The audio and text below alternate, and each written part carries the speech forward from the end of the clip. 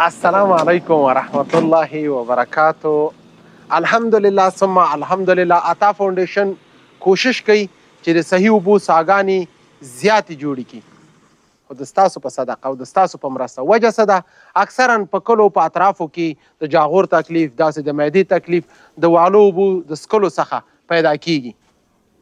طبابت وایي چې د صحیح اوبو استعمال شي. عطا فاونډیشن کوشش کوي چې صحیح اوبو څاګانې جوړې کړي او صدقه جاریه ده. ان شاء الله افتتاح کو. علیکم السلام. سړی مشي سړی مشي واجب بابا لونګي ته څه ضرورت دی؟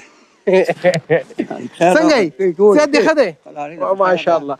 ګورې چې دې لونګۍ سره به څنګه ښکارم. شیشه واخله ته ورېږه، شیشه راکړئ راته حاجي بابا. غټه خرچه دې وکړله. او ماشاء الله دا خو سم صحیح ښکارم. ځوان یې کنه، ځوان یم کنه، بس صحیح ده. وای ماشاءالله. ستړی مشي. څنګه یې؟ ستړی مشي بچی، مثال دی. ستړی مشي.